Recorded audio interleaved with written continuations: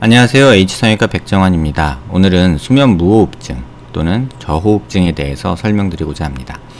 영어로는 Obstructive Sleep Apnea 또는 하이포프니아 신드롬이라고 불리고요. 약자로는 OSAHS라고 불리는 증상입니다. 대개는 이제 무턱 환자나 하악외소증 환자에서 거의 필연적으로 있는 경우입니다. 마침 잘 정리된 논문이 있어서 그 논문 위주로 설명을 드리도록 하겠습니다. 이런 수면 무호흡증의 원인에 대해서는 각 해부학적 위치에 따라서 이렇게 구분을 좀 하고 있는데요. 비강 내에 내잘 캐비티 안에 문제가 있는 경우가 일단 세 가지 경우로 정리가 되어 있습니다. 하나는 비중격과 합의박계가 이렇게 어디전이라고 해서 유착이 생긴 경우에 이 기도를 막아서 무호흡증이 생기는 경우고요. 또 하나는 내잘 폴립이라고 그래가지고 이렇게 종양 비스무리한 덩어리가 생겨서 기도를 막을 때 생기는 무호흡증. 또 하나는 이렇게 비중격이 굉장히 많이 휘어서 기도를 막아서 호흡이 잘 안 되는, 그 다음에 아데노이드라고 해서 비대증이고요. 그 다음에 연구개가 이렇게 두꺼워진 경우에도 역시 숨기를 막아서 좀 호흡이 불편한 그런 상황이 있고요.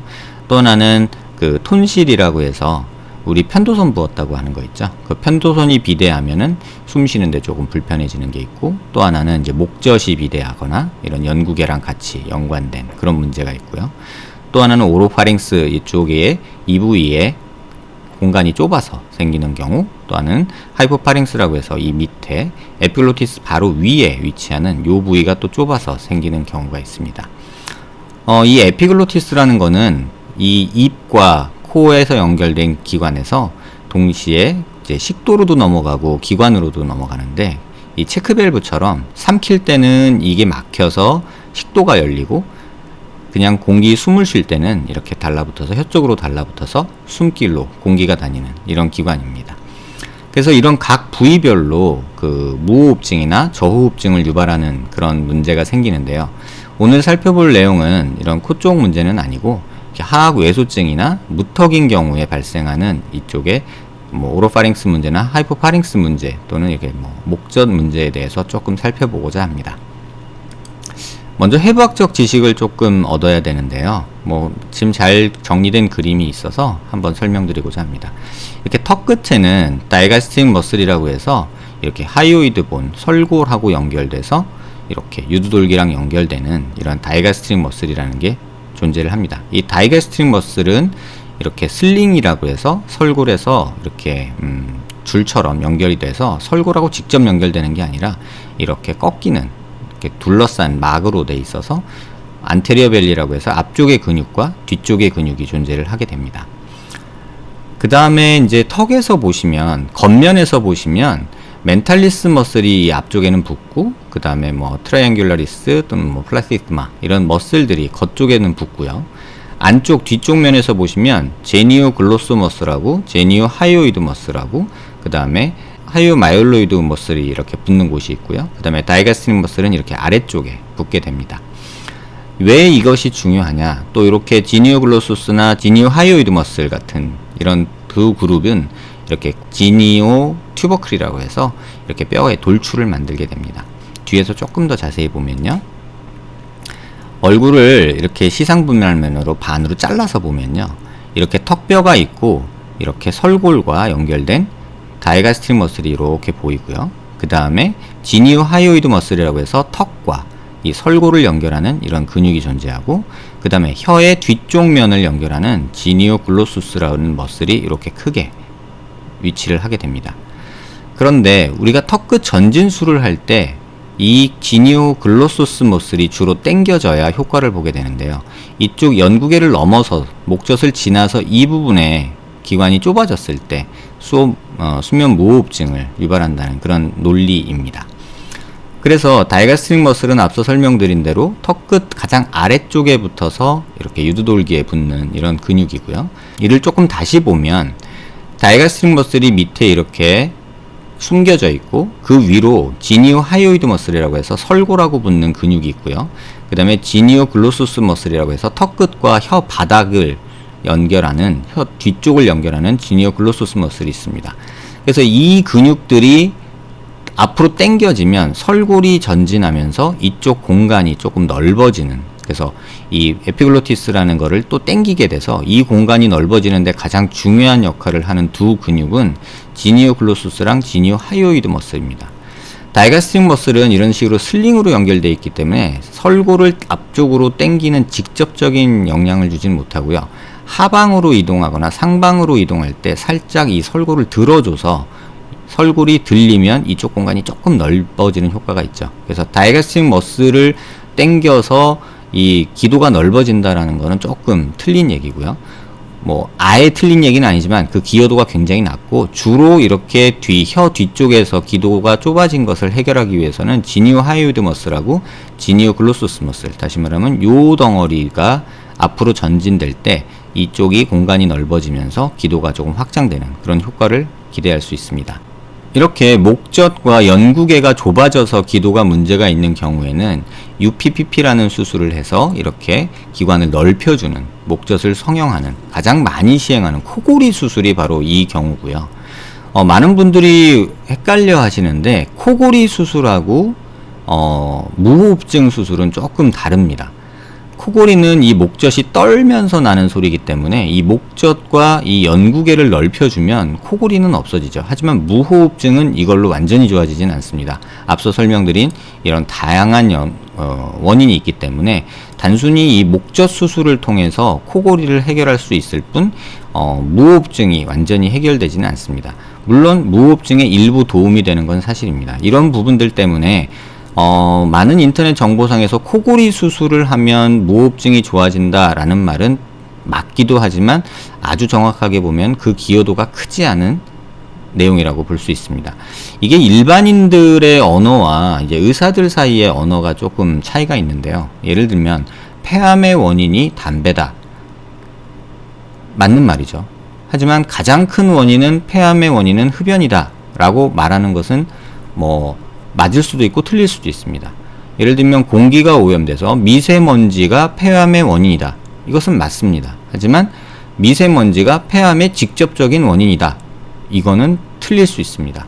이러한 모호성이 존재하는데 그 모호성의 원인은 어떤 질병을 유발하고 어떤 증상을 유발하는 원인은 굉장히 다양합니다. 한 10가지의 원인이 있을 때 그 10가지 각각의 기여도가 10%씩 다 똑같을 수도 있지만 어떤 건 30%, 어떤 건 40%, 어떤 건 5%, 어떤 건 3% 이런 식으로 기여도가 굉장히 다르기 때문에 일반인들의 언어상에서의 원인은 뭐고 결과는 뭐다 라는 이런 1:1 매칭이 의학에서는 굉장히 잘 맞지 않는 거죠. 그래서 정보가 혼돈스러운 내용이 있고요. 또 어떤 의사는 그렇다고 하는데 어떤 의사는 안 그렇다고 하니까 또 혼돈을 느낄 수밖에 없죠. 하지만 그 말의 절대적인 답은 둘 다 맞는 거거든요. 목젖 수술을 하면 코골이가 해결이 된다. 이 말은 거의 맞습니다. 하지만 목젖 수술을 해서 수면 무호흡증이 좋아진다. 이거는 조금 틀리죠. 일부 좋아지지만 완전한 원인의 해결책은 안 될 수 있다는 뜻입니다. 이런 모호성이 존재하는 영역이 의학이기 때문에 단순히 1:1 매칭으로 모든 증상과 원인을 설명하려고 하는 것은 굉장히 위험하다고 생각할 수 있고, 또 이런 부분들만 너무 과장해서 설명하거나 마케팅을 했을 때 환자들이 오해할 수 있고 수술 후에 속았다 이런 느낌을 받을 수 있는 듯 합니다.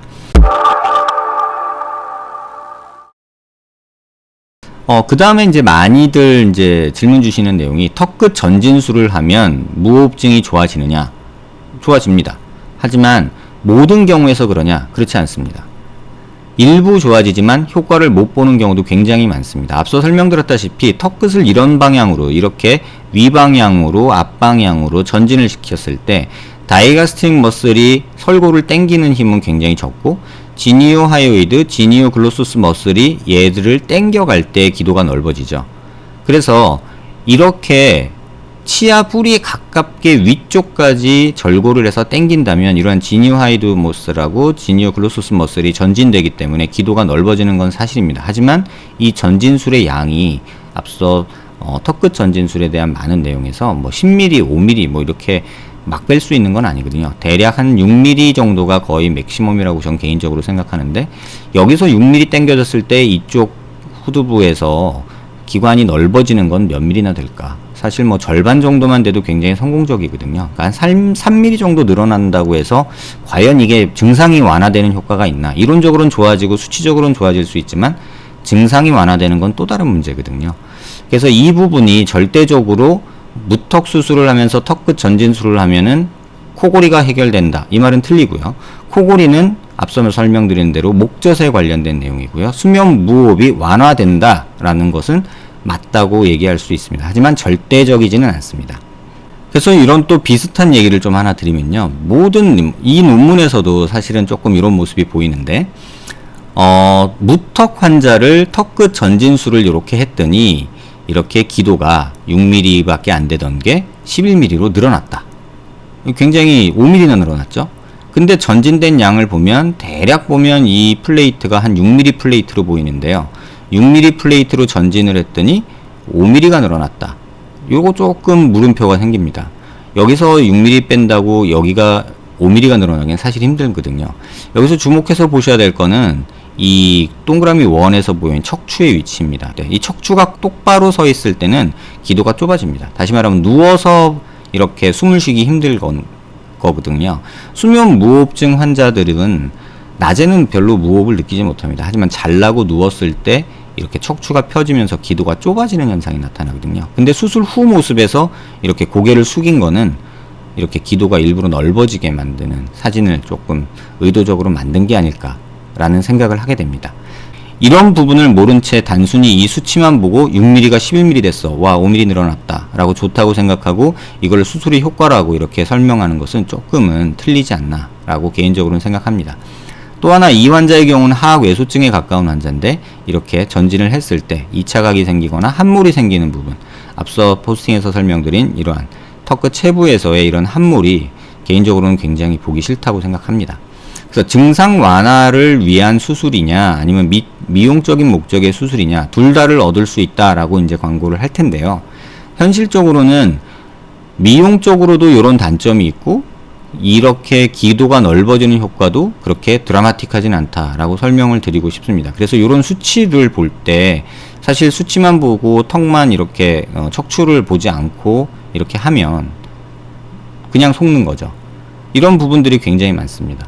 또 이 CT를 찍을 때 또는 엑스레이를 찍을 때 숨을 들이쉬는 동안에 찍으면 이 기도가 조금 넓고요. 내쉬는 동안에 찍으면 약간 좀 좁습니다. 이러한 자세 또는 뭐 턱의 위치, 그 다음에 숨을 들숨이냐 날숨이냐에 따라서 이 수치는 객관화되기는 조금 어려운 그런 모습이 있습니다.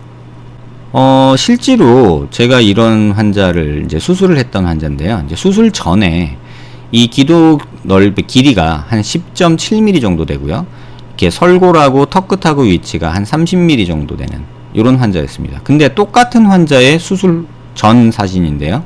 CT에서 이 단면을 보면 이 사진은 앉아서 서서 찍은 거고요. 이 사진은 누워서 찍은 CT입니다.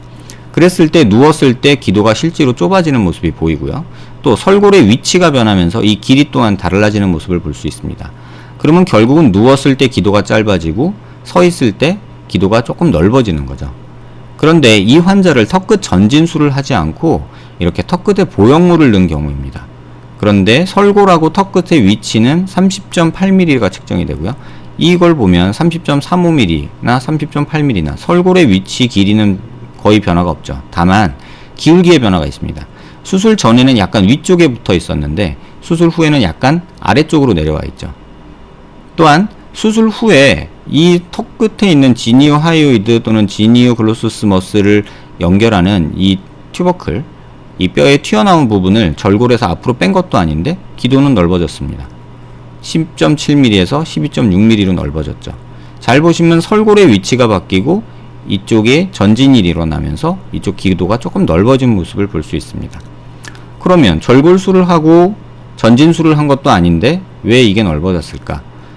개인적으로는 이런 여러 가지 원인이 있겠지만 첫 번째는 이쪽 전진술이 일어나면 이쪽 플라시스마 머슬이 또 전진이 일어나고요. 이 플라시스마 머슬하고 다이가스트릭 머슬, 지니오 하이오이드, 지니오 글로소스 머슬 한 덩어리로 같이 또 당겨지는 느낌이 있습니다. 이렇게 덩어리진 근육들이 앞으로 전진되면서 플라시스마가 이렇게 붙어 있던 것이 당겨지면서 같이 전진되면서 넓어진 원인 하나, 또 하나는 전진되면서 설골 위치가 약간 변하면서 설골 위치가 위에 있다가 아래쪽으로 살짝 내려오면서 조금 더 이 공간이 넓어지는 효과, 이렇게 있습니다. 하지만 저는 이 환자한테 수술 후에 뭐 코골이나 무호흡증이 좋아지나요? 라면 좋아진다고 생각하지 마시고요. 수술해서 좋아지면 하나님 감사합니다 라고 생각하세요 라고 설명을 드립니다. 왜냐면 코골이 자체는 이 환자분 같은 경우는 목젖이 문제고요. 또 목젖과 이 구강에 작은 구강 구조 안에 큰 혓바닥이 들어있기 때문에 생기는 문제거든요. 근데 이렇게 조금 넓어진 듯 보이지만 이거는 뭐 숨을 어떻게 쉬었냐, 혀 위치를 어떻게 했냐에 따라서 좀 달라질 수 있는 내용이라고 보고요. 근데 실제로 이렇게 설골이 밑으로 내려오면서 이쪽 위쪽 공간이 더 생긴 모습은 뭐 확연히 드러나죠. 수술 전에 설골이 위에 들라붙어 있을 때 이 혓바닥이 이 공간 안에 들어가야 되니까 실제로 이렇게 경구개, 영구개에 공간이 별로 없지만 수술 후에는 설골이 밑으로 내려오면서 혓바닥 뿌리 쪽이 약간 밑으로 내려오게 되니까 목젖과 혀가 닿는 모습, 이 모습도 면적이 줄어서 코골이도 조금은 좋아지지 않을까 이렇게 생각할 수는 있지만 절대적으로 이 수술로 코골이나 무호흡증이 좋아진다라고 저는 말하기 힘들 듯 합니다. 이게 왜 이러냐면요. 쉽게 제가 진료실에서 환자분들한테 이렇게 설명을 드립니다. 의사들의 용어랑 언어랑 환자들의 언어는 굉장히 차이가 심합니다. 예를 들면 양말을 신었을 때, 두꺼운 등산 양말을 신었을 때 키가 커지냐 라고 일반인들에게 물으면 그게 왜 커져? 양말 두께가 얼마나 된다고? 이렇게 말하는 게 일반적이고요. 하지만 의사들은 이렇게 말해야 됩니다. 양말 두께만큼 커집니다. 그러면 그 내용을 가지고 일반인들이 또 말을 옮길 때 어떻게 옮기냐면 키 커지려면 양말 여러 개 신으면 된다. 이렇게 논리 비약시킬 수 있죠.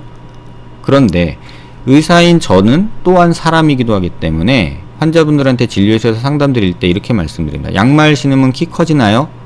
키 커집니다. 다만 누가 알아보겠어요, 그걸? 이렇게 말을 하죠.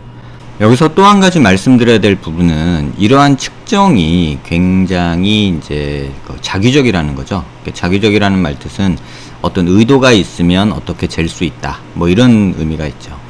앞서 설명드린 대로 이렇게 수술 후의 결과를 좋게 만들기 위해서 이렇게 턱을 쭉 앞으로 빼는 이렇게 척추를 앞으로 굽힌 상태에서 이렇게 측정을 한 경우 의사가 수술 후 결과를 조금 좋게 보이게 하기 위해서 의도적으로 이렇게 찍었다고 볼 수도 있거든요.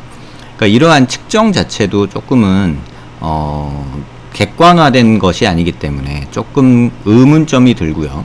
또 하나는 이렇게 자로 몇 미리 이렇게 재는 것도 사실 재는 사람이 어떤 점을 찍느냐, 기울기로 찍느냐, 또 어떤 단면에서 찍느냐에 따라서 약간은 변화가 있을 수 있습니다. 그래서 보통 사진에서 사진을 확대하면 더 넓어 보이고 비율을 약간 달리하면 또 좁아 보이고 이런 어떤 트릭이 존재하기 때문에 이러한 수치 또는 이러한 그림만으로 효과를 판단하는 예전의 방식은 조금은 좀 한계가 있지 않을까 생각이 됩니다. 최근 컴퓨터 기술이 발달해서 이렇게 CT에서 이렇게 내가 원하는 기관지의 어떤 기도의 볼륨을 계산해서 이렇게 객관화된 수치로 이렇게 면적을 표시해주는 그림이 있습니다. 앞서 봤던 이 환자는 단면을 가지고 제가 임의로 잰 거고요. 그래서 이쪽 부분, 혀 바닥 부분에서의 길이를 쟀고 이 설골의 위치를 제 나름대로 정해서 이렇게 측정을 했지만 이거 역시도 제가 잴 때마다 달라지고 이런 변수가 있습니다. 그에 반해서 이러한 측정 방법은 굉장히 객관화되고 시각적으로 굉장히 직관적으로 다가오죠. 앉은 자세에서 찍은 CT의 모습이 토탈 볼륨은 20.5cc 정도로 측정이 됩니다.